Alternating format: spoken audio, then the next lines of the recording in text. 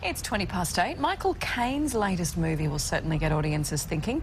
Harry Brown is the story of a man who takes the law into his own hands. Sir Michael's character is fed up with gangs running wild and drug dealers in his neighbourhood, but it's not until a close friend is murdered that he decides enough is enough. I mean, that man, he was frightened, terrified. These kids on the estate, they were harassing him. He came to me and asked me for help. I said, why don't you go and talk to the police?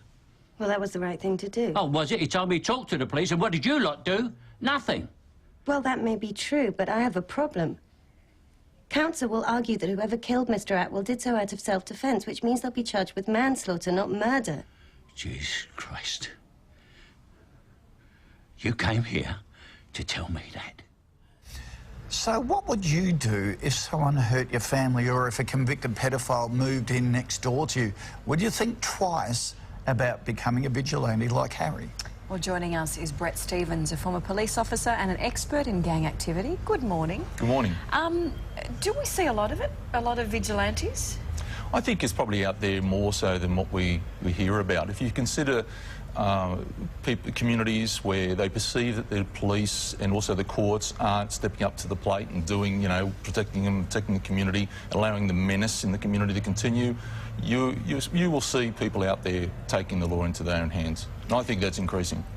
Is it justified to take the law into your own hands? Do they have a point? Like, we always hear that there's a lack of police presence around and things like that.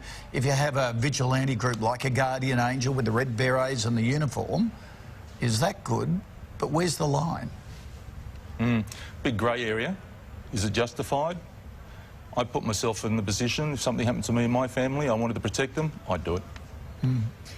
So are we seeing this because there's a gap between, or do we perceive there's a gap between police officers and maybe not enough being done?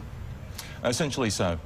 You've got, with increasing population and also I think the police are being overwhelmed with the levels of menace and violence, and they're being pulled everywhere. Plus at the same time we've got the government turning around and saying, look, it's all fine, it's all going down, but the public opens up a paper every day or turns on the TV and doesn't seem to be going down. So the perception is that we're not being told the truth, and so nothing's going to happen from the police side of things or the government or the court side of things, and some people will start taking the law in their own hands. At the same time, we've transplanted a lot of people from cultures where routinely they will take the law into their own hands. They don't rely on the police to do so.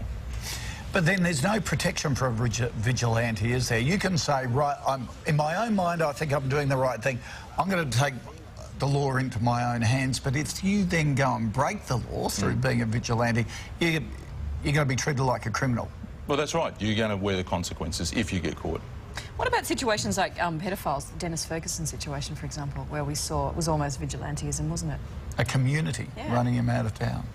Look, I don't blame them. I've worked with pedophiles over in the US, and if I had one next to me and I got kids, I'll be doing the same thing. Okay.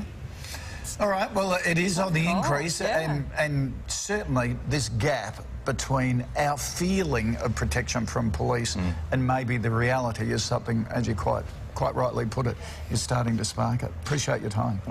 Thanks.